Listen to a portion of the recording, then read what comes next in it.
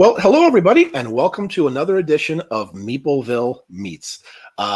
This week, this is kind of really special for me because I happen to have one of my dearest friends in the gaming industry. We've known each other for quite a while, and she has a lot to talk about. So I'm going to go ahead and introduce you to my very good friend. Welcome, Danni Lowe. Hello, Danni. Hey, Tim. It's so nice to see you. You too. It's been a minute. It sure has been, I know, and thank you so much for doing this. I really appreciate that. Absolutely. Yeah, you're still in Columbus, right? Mm-hmm. Yep, I've been here for a year and a half now. Yeah, so you were originally from the West Coast, right? Is that where you grew up? Yep, West Coast, West Coast. But you're not like a Valley girl or a California girl. What part of the West Coast did you grow up in? No, I am a Cali girl. I grew up 2 hours south of LA in Palm Springs. That's still considered the Valley? Adjacent, Valley adjacent. Valley adjacent. Oh, I see. Okay. Well, that's not bad. Oh, sorry, we froze up a little bit there, folks. Oh, I think we're good now. So yeah, everything's good. Yeah. So what was it like living down in LA and growing up down there? Very hot.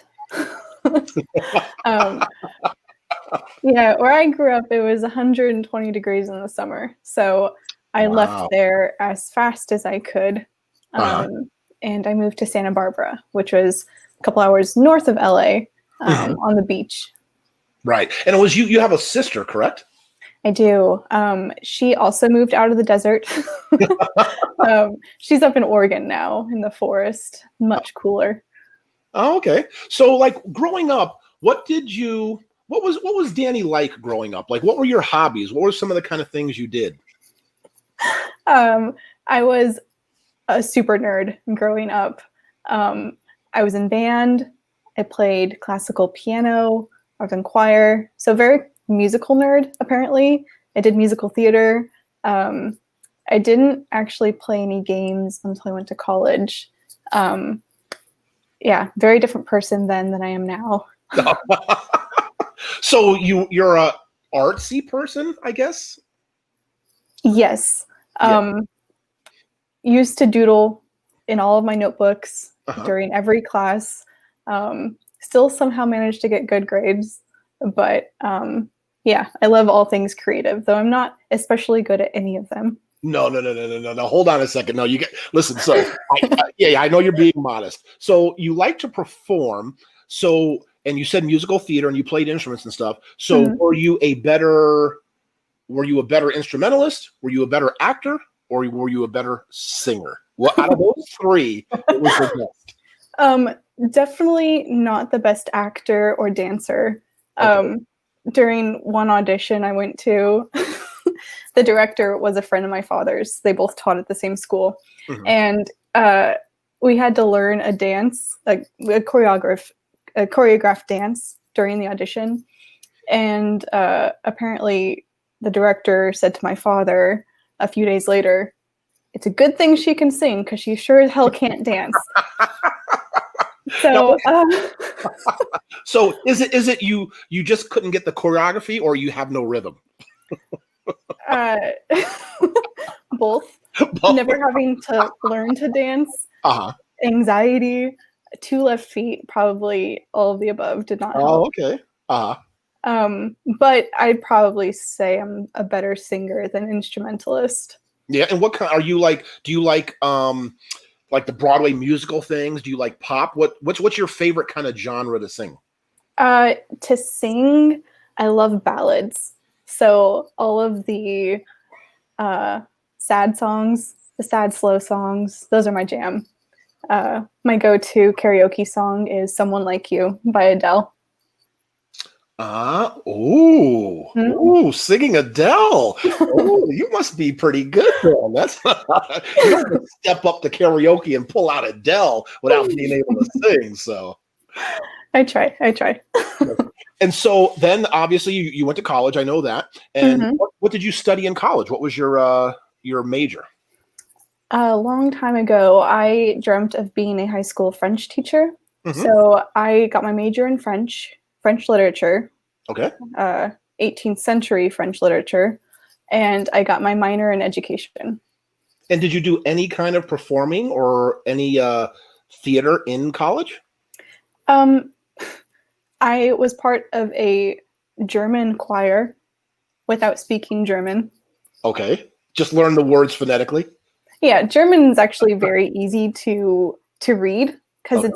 it has so many rules. So once you notice the patterns, you can replicate that. And singing, it's very easy to hide your American accent. So I managed to do that fairly well. Oh, nice, nice. And I know you were very fortunate because you were able to go over and actually live in France for a while you were studying, correct? Or was that after school? Nope, that was my third year of college. I lived in Bordeaux, which is in the southwest wine country. I lived there for 10 months, so 2 semesters abroad. And did you live with like a family? So were you able like be able to be totally immersed, like your full day was able to be speaking French, talking French, eating French, reading, learning, watching, everything? Yeah, first semester. Mhm. I love that you said eating French. A quick aside, when I moved there, I was vegan. And Oh, I knew I really? couldn't, yeah, I was vegan for a whole year before I moved to France. And I knew I couldn't remain vegan while in Mhm. France because I wanted to eat all of the pastries and all of the cheese. Yeah. So I'd resigned myself to just be vegetarian. And that was okay. But So, first semester, I did live with a host family. so you didn't, so wait a second. The whole time you were in France, you did not have any meat at all? Like, Well, that was my plan, but my plan did not go entirely okay. according to the plan. Yeah, because I'm figuring you like if you're at a family in a house and they serve you this wonderful French meal, you're gonna have to like really kind of be part of the culture and eat it, right? Right, right. But the thing is, before before we went, all of the exchange students had to fill out a survey that Okay. um, makes sure their host family aligns with them. Hmm. So you talked about um, your religion. We talked about if you had siblings, if you're allergic to cats. You also noted any allergies or dietary preferences. And I put that I was vegetarian, thinking they would read that. I would be matched accordingly. Uh-huh. Um, the first day I'm there, my host mom picks me up from the airport. We get home, I take a nap. She's like, "Don't worry about it. I'll make dinner. I'll wake you up in a couple hours." I walk downstairs. Emma is in the kitchen and she's like, "I know you're from California, so I made you I made you this beautiful meal. I made you burritos full of beef and cheese and everything delicious." And as she serves me a plate, she says, "I hope you're not vegetarian," jokingly. And I'm Guess like, she didn't do her homework, huh? "Well, Emma, I am not anymore, so Uh-huh. no worries." Wow. Your first Yeah, meal in France just totally threw off your whole lifestyle, right? yep. It was okay. I survived. I Uh, enjoyed every meal. do you still stay in touch with those people over there? Yeah, so I lived there in 2013. Hmm. Um, still, still message Emma, my host mom, fairly frequently. Oh, very Um, nice. yeah, my classmates, they've done different things, and I still follow a few of them on social media. Uh-huh. But yeah. Oh, very good. So now you graduate college. You're Mhm. hoping to teach 18th century French. I don't know where you're going to teach. I don't know, whatever. But anyway, that's what you want to do. So what happened along the way? Well, my last quarter of college, I was working at the zoo, needed a second job, uh, looked on my university's Craigslist, basically, and saw a game for board game customer service. I'd already worked part time at our local game store. So I was like, "Oh, this is perfect. There must be another store in town." So I apply, I get called in for an interview, uh, and that is where I meet Stefan from Yellow USA. And the day after the interview, I start working as their customer service person. There you go. And did you happen to speak French? Like, did you hit it right off to speaking French and all that? Well, so Stefan had come into the game store I worked at to sell some yellow titles. Okay. And for those of you who don't know Stefan, he has a very, very thick accent. Yes. So me, being a French student, try my best to speak some French to him and practice. And he blows me off because he's trying to sell games.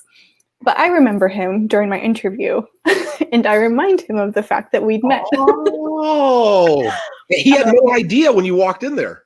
No. He didn't remember you at all. Okay. I think he pretended to once I reminded him. But yeah, that was a selling point, I think. Oh, okay. So you became a customer service rep for Yellow. Now, you weren't totally like full on board working for a game company, right? Because your dream still was to teach French. So during that time, were you constantly trying to get into the field of teaching still? Yeah. So during my studies with my education minor, you had to shadow a teacher at a local school. So I had reconnected with the French teacher, Valerie, who I'd shadowed. So the California school system is very overcrowded. So she was stuck with classes of 40, 45 students of mixed levels. So she had French levels 1 and 2 in the same period. So the school brought me on to be not a teacher with a capital T, but I would take half the students and she would take the other half, and we'd split up lessons that way. So while I was part-time at Yellow, I was part-time teaching, and I did that for 2 years. Oh, okay. But so it wasn't the situation that perhaps maybe you weren't able to get a teaching job, or were you more and more falling in love with the gaming industry? So how were you feeling as far as the conflict with those two things go? Well, when I started at Yellow, I told Stefan I would only be there for 6 months because my plan was to go into grad school, get my master's in education, and then become a teacher with a capital T. So I did apply to grad school. I actually got accepted, but there was not enough demand for foreign language teachers. So to run the master's program that I was accepted into, they needed 4 potential foreign language teachers, and they only had 3, including me. So they contacted me. They said, "So sorry, we're not doing the program this year. Try again next year." So that 6 months with Yellow turned into 18 months, rinse and repeat, applied again the following year. Same situation happened. They didn't have enough foreign teacher interest. So by that point, I'd invested 2 years into Yellow and was more than a customer service person by then, and decided to make that my full time. Okay, so I'm going to come back to this point where we're at because you're still at Yellow, but I just want to skip forward with little questions. So now, several years later, you've worked for a couple of companies and you're still in the gaming industry. Do you have a longing to kind of fulfill that maybe need or desire to teach French and be a teacher, or are you kind of content in the gaming industry right now? I'm sorry. I don't mean to. I'm not laughing at you. I decided I did not want to become a teacher when my students would take off their shoes and throw them at each other while I taught them. Oh, so that's not good. No, I do not have the patience for that. Oh, so you've already kind of like just gotten off that horse, huh? Yeah, my parents were teachers, so I grew up earning an allowance from grading their papers. So I've gotten that out of my system. Okay. And I've gotten the teenagers out of my system. And anytime I get an urge to teach, I just teach someone how to play a game. Oh, there you go. All right. Very good. Okay, good. I'm glad you answered that question. So we're going to go back to Yellow. So you're in Yellow, so you're kind of like, that's it. I mean, you're kind of, this is what I'm doing for a while. And you started doing different jobs. So what were some of the duties and tasks you took on, and what were some of the ones you enjoyed the most? Well, let's see. I'm going to go the whole timeline. So I started customer service. Then I was asked to update the website without knowing how to do HTML. So I taught myself HTML and I fixed the website. Then I started translating rulebooks for Yellow, since Yellow is a French company. Whenever the mothership in France had a new game that we were going to sell in the US, I'd get sent the rules to translate. So for a big chunk of time, all of the games that we were producing, I had my name in the rulebook as translator. Then I think I started doing organized play, so helping retailers do tournaments of King of Tokyo, Bunny Kingdom, a wide variety of our games. But I think one of the responsibilities I enjoyed the most was what you and I worked on with the events and the demo team. Oh yes, that was a lot of fun, wasn't it? Those are always good times getting together. And you still have some dear friends to this day from some of the demo people. That's correct, right? Yeah, here in Columbus, a bunch of the Yellow team who is my group I see all the time. Right. Yeah, very good. So that's what you enjoyed the most. And you were with Yellow for how long? Almost 4 years, I think. So Okay. 2014 to 2017, 2018. All right. And then all of a sudden you're like, let me try something different. So you then got hired with Renegade Game Studios. So what was that all about? Well, I was experiencing a big life change and I moved out on my own. Okay. And Renegade offered me the opportunity to move to San Diego, which is another beach town, but this time way at the south end of California.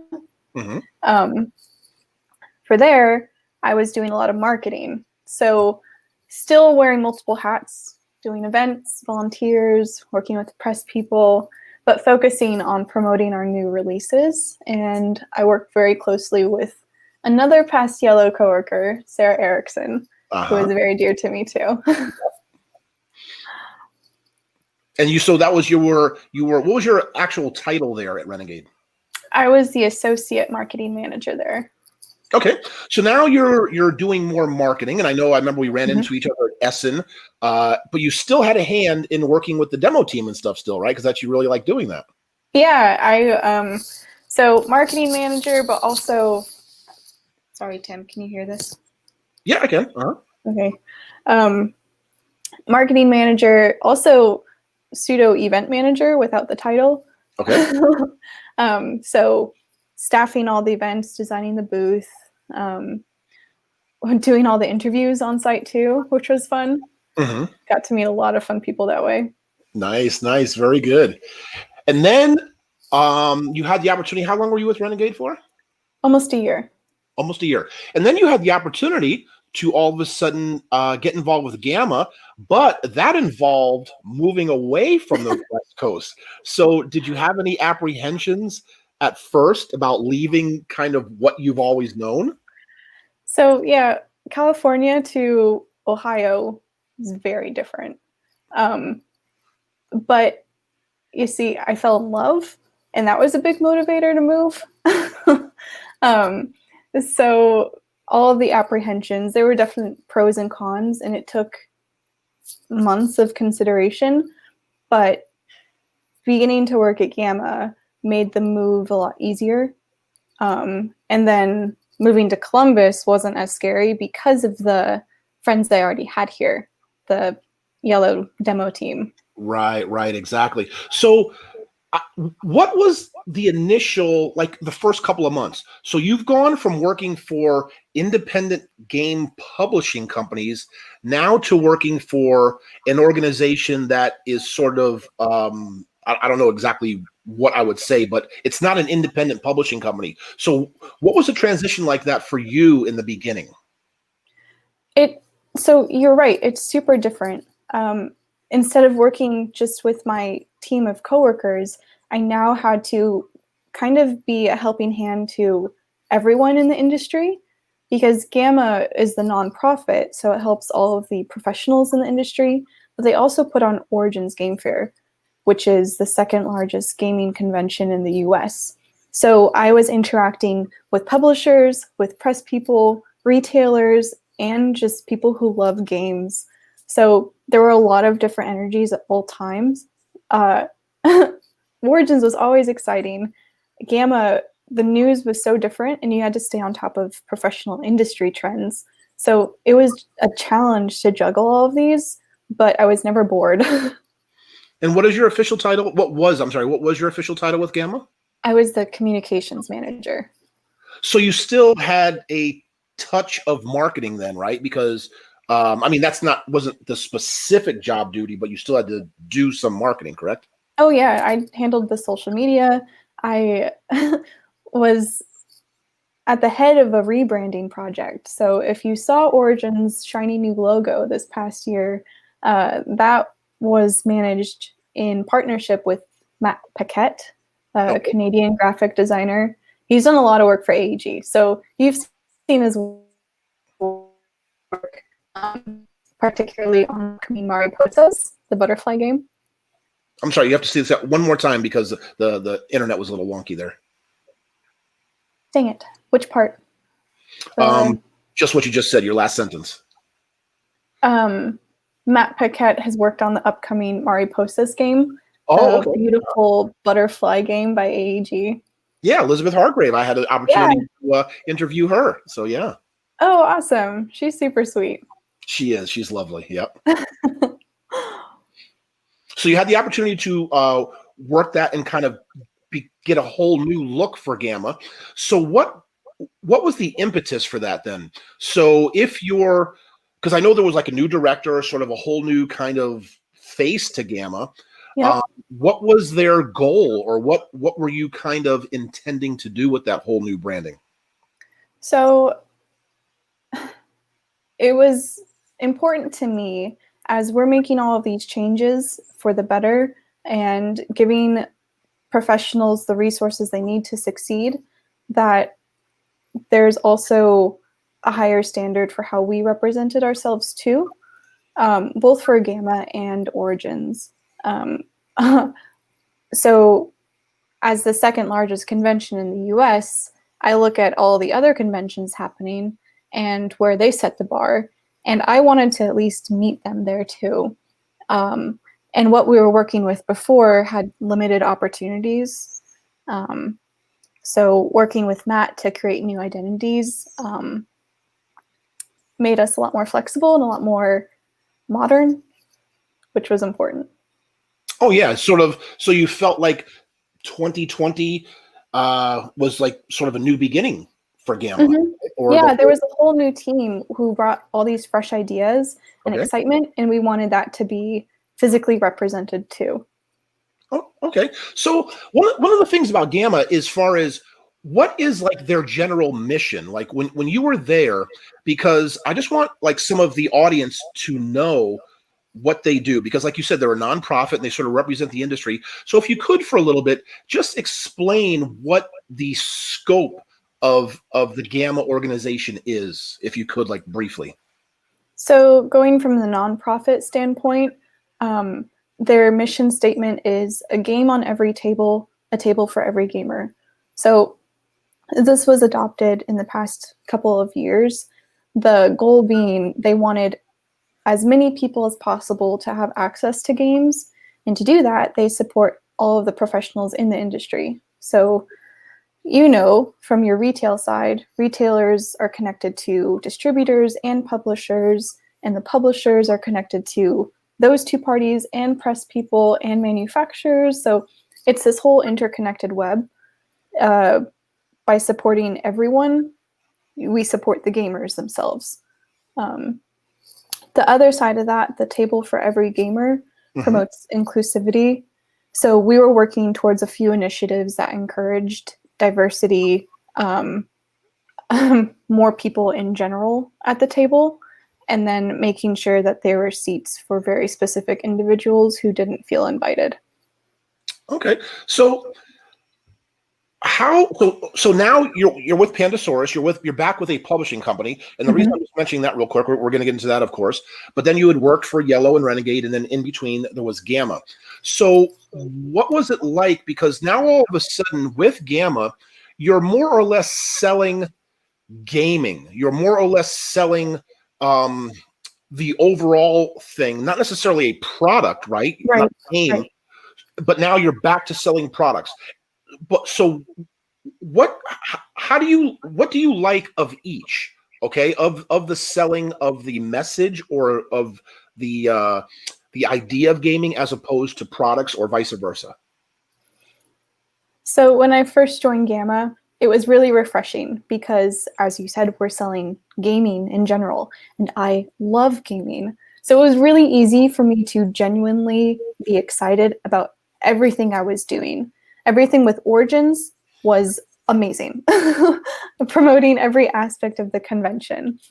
On the nonprofit side, with the Gamma itself, helping everyone be successful, it was very satisfying to me. However, being at a publisher to me feels like home, very familiar and comforting. And I'm very excited to be at Pandasaurus because they have so many great games. So I still have that genuine excitement about what I'm doing. What a lot of people don't like about being in sales is having to, like, fish oil, convince people to buy something that they wouldn't buy for themselves. And I have a terrible poker face. And if I don't like something, I cannot convince anyone that it's for them. So I'm not in sales, fortunately for everyone. Right. In my position, I can use exclamation points and emojis and have fun. So I think it's a good fit. Okay, so let's get into that a little bit. So now you're with but you're still living in Columbus, is that correct? Mm-hmm. Yeah. So Pandasaurus is I'm the sixth employee. So Molly and Nathan, the owners, they're in Austin, Texas. We've got Steve-O, a graphic designer or director of art.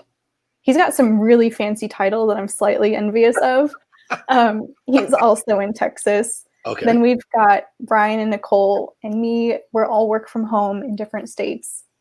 So for the time being, staying in Ohio, partly because I just moved and I don't want to move again.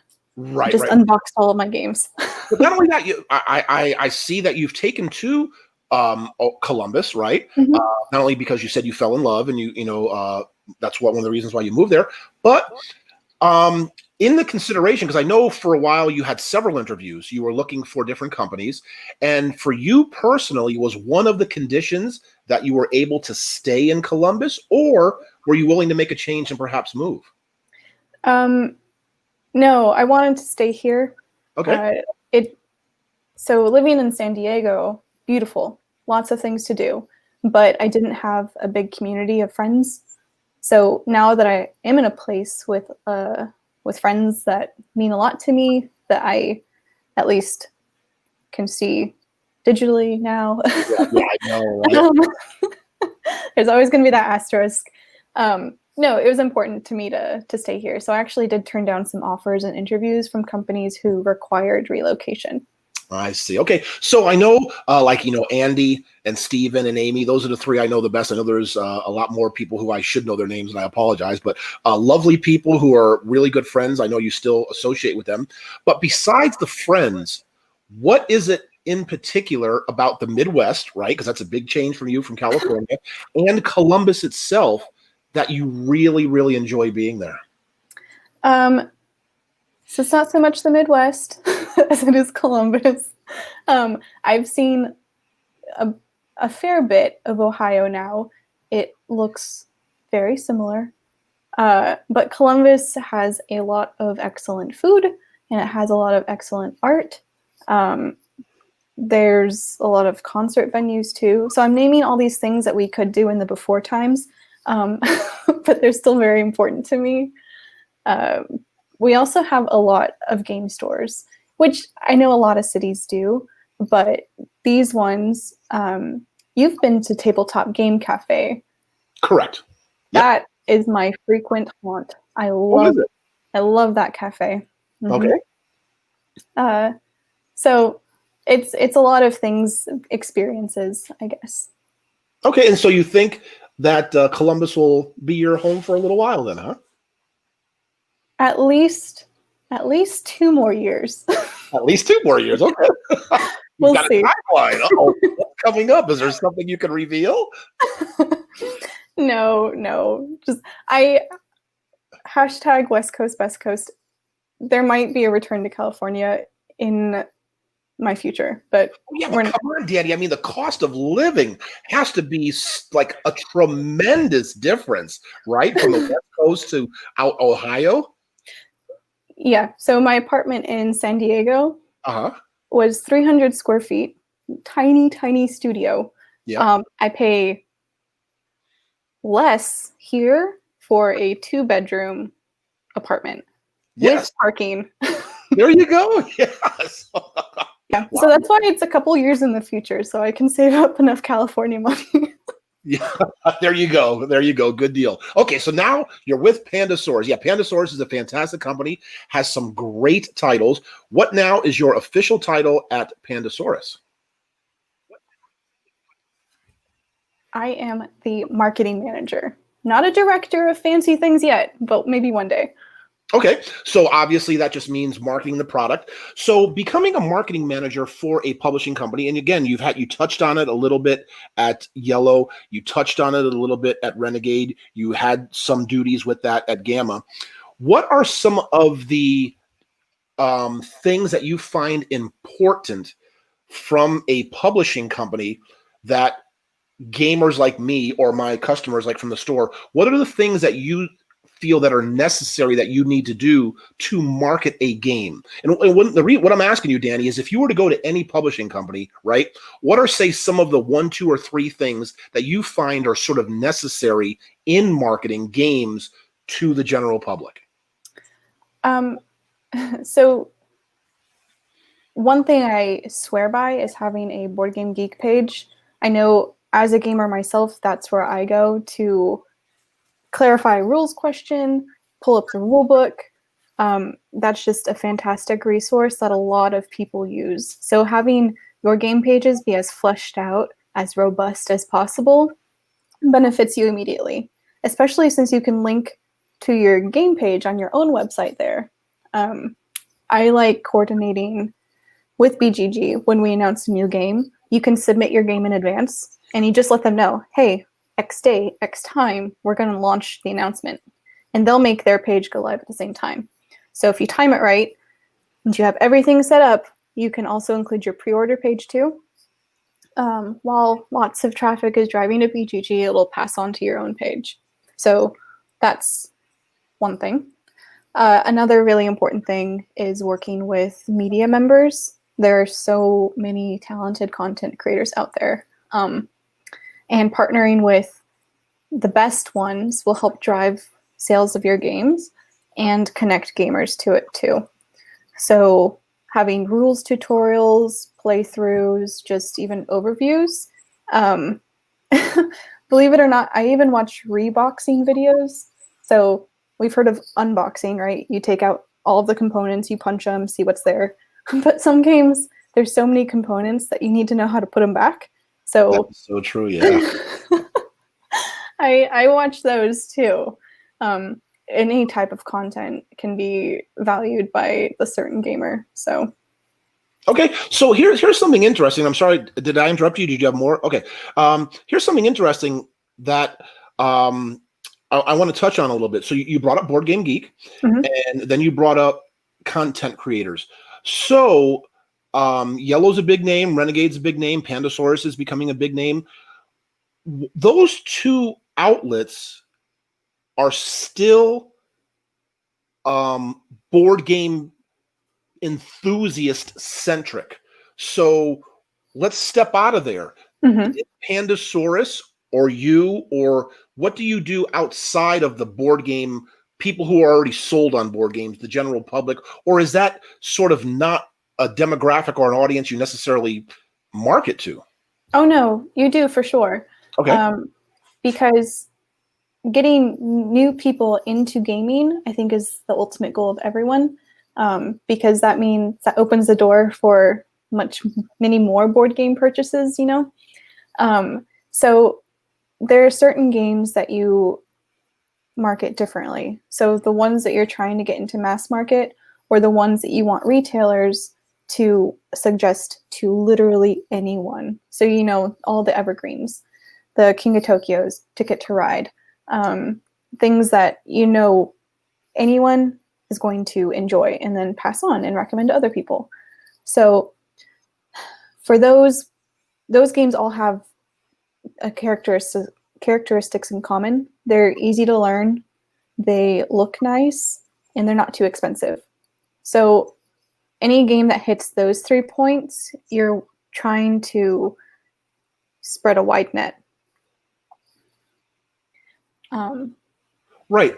So now, with that being said, and everything you're saying, trying to spread a wide net, what is the sort of identity of Pandasaurus? Because they have quite a range, right? They have some, like The Mind, which is, who knows what that is? I mean, I love it. I think it's a fantastic game, but you know what I mean? It's so weird, right? It's like my wife. She just can't wrap her head around it. Like, she just doesn't understand. We got to look at each other. Like, she's like, what is all that about? Like, anyway. Oh no. You know, so I just mean, so what is their identity as far as their gaming? Do they have a sort of I don't know, an identity, but like a USP, a one sentence, or no? Their tagline is Pandasaurus, where fun never goes extinct. I like it. It's cheesy, but I like it. Right. As far as their catalog goes, they do have a fairly wide spread. So I think their core catalog right now is around 20 titles. But so we've got Dinosaur Island, right, which is on the mid to heavy weight. Yep. Takes a couple hours to play. I've played Duelosaur. My wife and I like Duelosaur. Me too. Yeah. It's really clever. It's a good implementation of the Dino world. So we've got that on the heavy side, but then we also have all of these small box games. So Quinto, Illusion, the game, that are, you know, less than $20 and just cards. But I think a common denominator between all of those is that it's unique gameplay, and the art's really good. Yes, no, absolutely. Yeah, you know, you guys, there's some really good games. I mean, I have Grant dealing with them now, so we've gotten games from you guys. We continue to, and they sell very well too. They're very accessible to a wide range of gamers. They really are. So let me ask you again. So out of the three, like not like you, so Yellow, Renegade, and now you're with Pandasaurus. What are some of the commonalities between publishing companies that is sort of good for the industry, that helps promote? Like, what are some of the things you've learned from all three of those? All three of them value good art, and I think that is now a standard in the industry. No one has time for bad art because there's so much good art. And I am a fan of that because that means artists are getting good jobs, and they're like, artists are now cited on the game box, and that's important. People know who they are, and that means a lot to me. I think a lot of people now recognize Kwanchai Moria's name as the artist on so many games, including Dinosaur Island. That is for sure a trend that is happening. Oh, yes. No, absolutely. So much so that BGG, Board Game Geek, even has their artist poster series where they take notable artists in the board game community and have them do their own take on board games. So you can't see it, but on my game room wall, I have 3 BGG posters. They're really cool if you haven't seen them yet. Oh, very nice. Very good. So here's something else. So if you don't mind, how old are you? 27. 27. I'm sorry. I know you should never ask women that, but I know you're still a baby. You're still young. So you should have no problem saying you're 27. But excuse me. The reason I'm asking that, Danny, is because so you're relatively like young in the gaming industry, right? You haven't been in it a whole long time, but you have become well known. I mean, you're a lovely person. I think you're fantastic. But I mean, you've also developed a voice for women. Like you have become known as being a vocal voice for women, which is a fantastic thing at such a young age. And that's why I asked you your age, because you don't have like say the maturity of like say an older woman who's kind of been there and fought the fight. You know what I mean? Like for the time. So how do you feel about that? Sort of becoming that voice, and how do you use it or how do you embrace it? I'm really flattered. I don't know that anyone said that to me before. I certainly try to stand up for injustices that I see and speak out about representation. And unfortunately, in the board game community, there is misogyny. I've experienced it. I know every woman that I know in the industry has experienced it. I don't think I'm all that loud. There's definitely people who speak louder than me on these issues, but I try to use what influence I have where I think will be most effective. So a lot of that ends up being behind the scenes.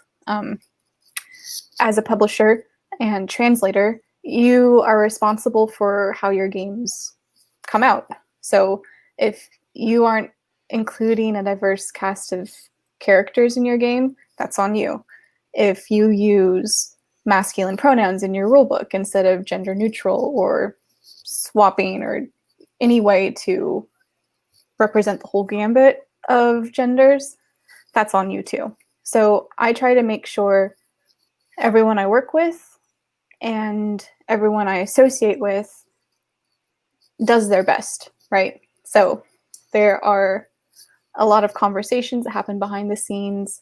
I retweet a lot of informative things. That's generally how I spread my influence. So I'm surprised it's noticeable.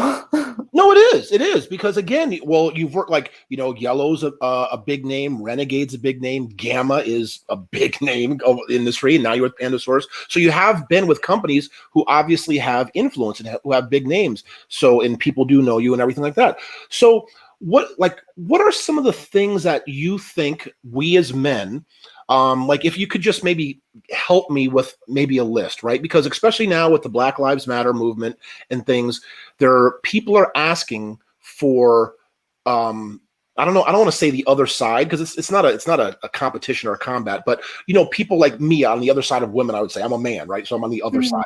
But what are some things that you would like us to do or we can do better to try to not be so misogynistic and to be more inclusive? Because again, I mean, I think you know me pretty well. I don't think I am, but there may be things that I do that I may not be aware of. And there may be a lot of men like me who do things like that. So are there some things that we could do better? I think everyone has the capacity to do better. Like you said, there are times where I mess up too. There's some point of view I didn't think of or some life experience that I've never gone through, so it's not at the forefront of my mind. So the best thing you can do is to talk to each other and say, hey, you're doing this thing that you probably aren't aware of being hurtful, but it could be to someone or it is to someone. So why don't we find ways to tweak it? It doesn't mean yelling at anyone or calling them a bad person, but just providing resources and holding each other accountable, men to men, people to people. Even, I call out other women for their how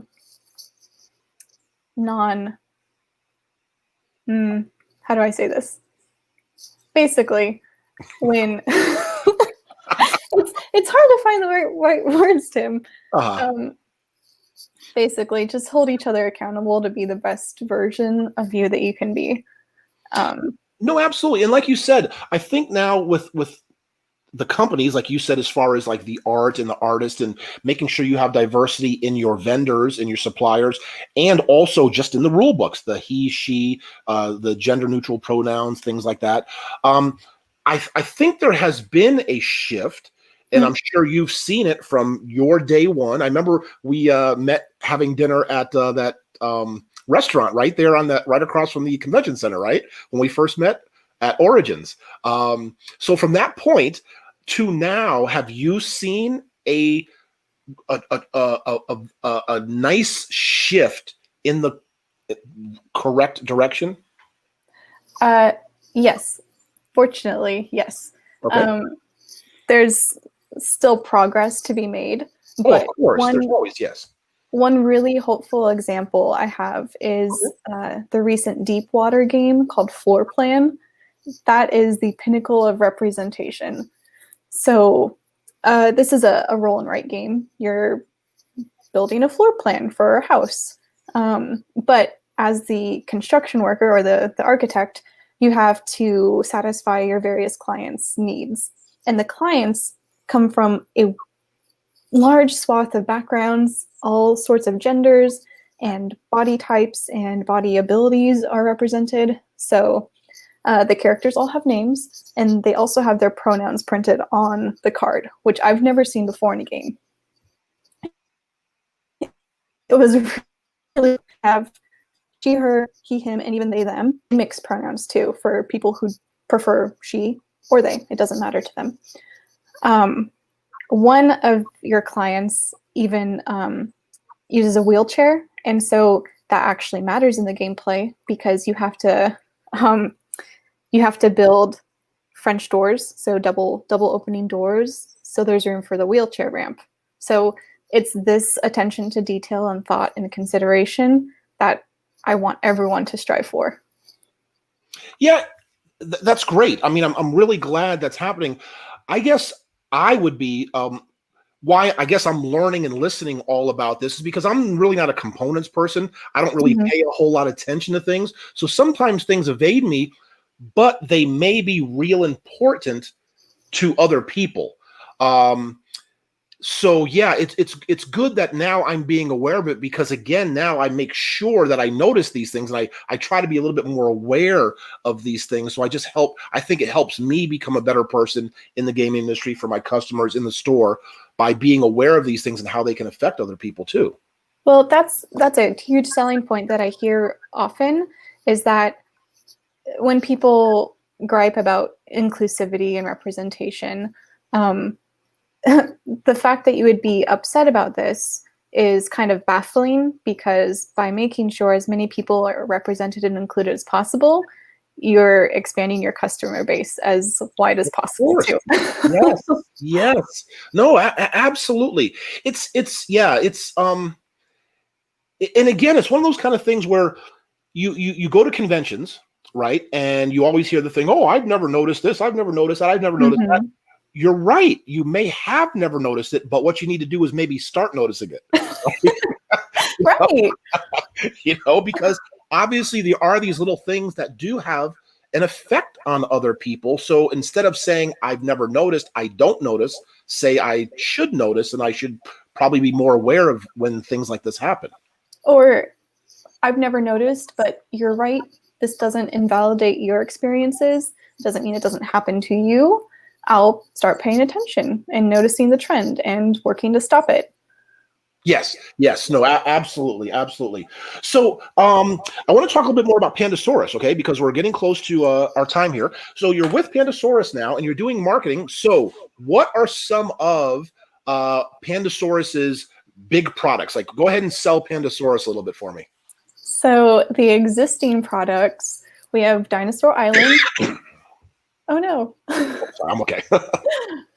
There's Dinosaur Island, which is a dice drafting, worker placement, dino breeding, people eating game. You have to build enclosures, use DNA to birth, to hatch dinosaurs, and then you want visitors to come to your park so you make money and collect fame. However, you have to stabilize the the threat level with your security level. Otherwise, visitors will be eaten, and it's a bloodbath. I think that one is probably our most well-known one. We also have the smaller box games that I mentioned. So the game and the mind, which who knows what that is, right? I know. I'm sorry, Danny. It's the worst title for a game ever. The game. Yeah, it is a pain to search on BGG. It is. It is. I have to have it bookmarked so I can find it. Yeah. We also have a few upcoming projects that are exciting. Oh, okay. What is that? So next month, September, we have Dinosaur World releasing on Kickstarter. So this is a standalone game. It is different than Dino Island, different mechanics. This one, you're placing hex tile buildings. You get bonuses from what they're adjacent to. I've seen sneak peeks, and it's really beautiful. As part of that same campaign, we have Dinosaur Island Roar and Write. So it's a roll and write, roll dice, write.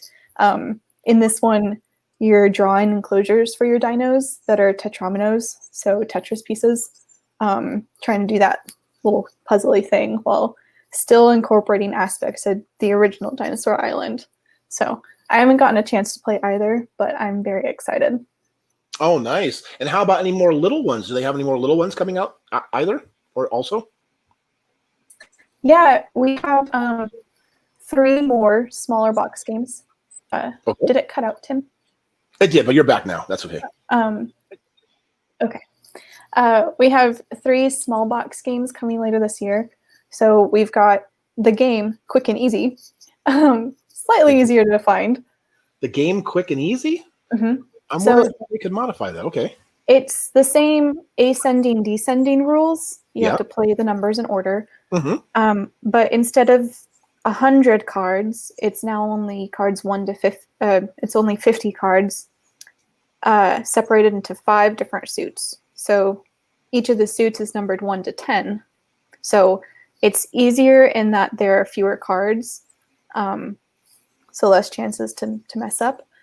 But now instead of jumping when you match a 10, you just have to match a suit.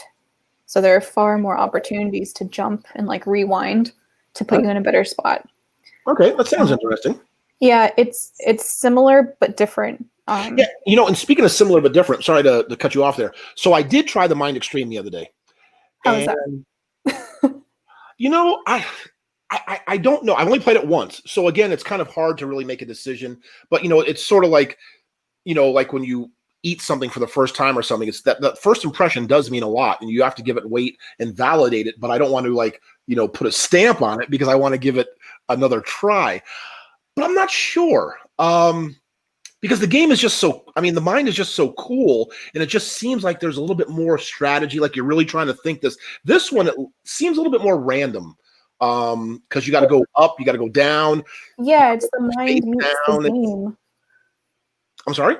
It's the mind meets the game with both the silent communication and mind reading, but also going up and down. Yeah, so I'm going to give it another shot, though. Yeah, it's extreme. I don't imagine it to be easy. I just got this game a couple days ago in my first employee care package, so I haven't gotten to try it yet. Oh, because like the implementation they did with the game on fire, that was really cool. Yeah. Yeah, so I really liked that addition that they made. So, I'm sorry. Okay, go ahead. Keep going. What else they got coming up? So there's that one. There is, oh no, what are we releasing? There's Robots. Okay. This is by the same designer as the Mind, but this one is more geared towards younger gamers. So it's got the same mind meld telepathy elements, except in this one player is a robot, and it's trying to communicate with the rest of the players to find a secret item. So you're looking at the card, and it has this winding path with various objects on it. On the back of the card is 3 secret objects, one for going slow, one for going your normal speed, and one for going fast. So the robot sees these secret items, they pick a speed, and they tell everyone how fast they're going to go. Now everyone's looking at the track card, and when the robot says beep, they're going to, in their head, with their eyes, follow the track of the card. And when they say beep a second time, that means they've gotten to the secret item. So the other players have to figure out what it was. All they know is how fast the robot was going. But it's all personal. You have to put yourself in other players' shoes. So if we're playing, and we're playing with a 6-year-old, who knows like what slow means to a 6-year-old. Right, okay. So the more you play, the more you find out what that speed means to each other, and you're going to create your own secret lingo too. I see. And so when is this due? October. For actual hard release, not a Kickstarter or anything? Yep. October 14 in stores. Oh, very good. Very good. That sounds fantastic. Well, I see Pandasaurus has a lot of good things coming up, and they've got the right person in the position to make sure they know about this stuff. So closing out here, Danny, I'm looking behind you, and I see you've got quite a nice collection back there. What kind of gamer? I know this is a tough question, right? Because everybody likes all games, right? Whether it's something like The Mind or whether it's something like Twilight Imperium or whatever. Like there's the gamut. But Danny Lowe is blank gamer. What kind? Worker placement, for sure. Oh, me too. And what are some of your favorite games, Danny? Oh no! Don't tell me we froze up at the end here. Oh no, we're back now. Okay, what are some of your favorite games, Danny? I love everything by Uwe Rosenberg, particularly Feast for Odin and Caverna. Farming. Something about farming speaks to me. Okay, Agricola versus Caverna. So for the longest time, I was saying Agricola. Okay. I think that was me being a little bit of a snob because I liked proving that I could feed my family and have like 3 children. But now I say Caverna because I tend to have more fun with it. I always go the farm route, so I think part of me still really wants to play Agricola because I don't mind at all. But I love, especially with the expansion, all of the races it added and your special powers. So I would ideally just play the race where you can do everything you want in the forest. Oh, okay. And the reason I'm asking you is I see behind you, you have underwater cities. And I'm an Agricola person too. And that's a worker placement game or an action selection game, I guess, because not technically they're not workers right. per se. However, I feel it's very much like Agricola. However, you have the minor improvements and occupations in your hand as part of the card play. And that's why I love underwater cities. And I see you have that too. Oh, yeah. And I got the expansion there too. That one I picked up at BGG Con this past year and fell in love with it. We just played it over and over. It's fantastic. Yeah, it really is. Yeah. I love the little domes for the cities too. Yes. All the 3D elements. Yeah. Super cool. Okay, so when you're out with your friends, like I'm just going to say, like say Andy, Steven, and Amy, or whoever, I'm just saying them because I know them. What's a nice game night for Danny? What do you guys get together and play? Whether it's heavy, whether it's light, what would a game night consist of? Well, with Steven and Andy, the last game we played together was probably Teotihuacan. Oh, I love that too. It's so good, Tim. It is. But you know what? I like Sulkin a hair better. Really? Just a hair better. But I love Teotihuacan, yeah. So with Sulkin, I always have to play a full game twice in a row because the first game is reminding me how to play, and I do terribly. And then the second game, you can actually play for real. But with Teo, I was in charge of teaching that game. Okay. And every game I taught for 4 games in a row, I messed up a rule. You're not the only one, Danny. Everybody does that. The last game, the 4th game, the one that you think I should nail, like third time's the charm, 3 strikes, you're out. The 4th game, we missed a rule so egregious. Oh my God. Every time you ascended, you're supposed to also move up 1 space on the Avenue of the Dead. Correct. We didn't. You forgot to do that. Nope. Which made our scores very low for that game. Right. But I guess if everybody was sort of handicapped the same way, then I guess it was okay, right? That's true. I didn't cheat for my benefit this time. Right. Very good. Well, Danni, thank you so much. It was so great to spend some time with you and to talk to you. And I'm so excited for this new opportunity for you at Pandasaurus. Thanks. I appreciate it, Tim. Yeah, and you're really happy because, I mean, they seem like good people. I'm sure I've met them briefly at like conventions and stuff, but haven't had a really good chance to know them. But it seems like they're really good people, a really good company, and I think it's a perfect fit for you, and you feel good so far, right? Yeah. Everyone is very talented and very supportive. So we're sending messages back and forward all day, and they're all, "You're a rock star. Go you. Good job." It's my like cuddly environment. I love it. Yeah, very good. Well, Danni, we will talk soon. We'll stay in touch. But again, one more time, thank you so much for joining me. I really appreciate it. And hold on, I'll be right with you. I'm just going to go ahead and close out the show here, okay? Mm-hmm. Well, there you go, folks. Thank you so much for joining us again for another episode of Meepleville Meets. Danni is such a lovely person. Wherever you see her at a convention, make sure you stop and say hi, just to see how lovely she is. And maybe you'll have a chance to enjoy her and play a game with her sometime at an event anywhere in the near future. Well, anyway, thanks again, folks. We'll see you again soon for another episode of Meepleville Meets.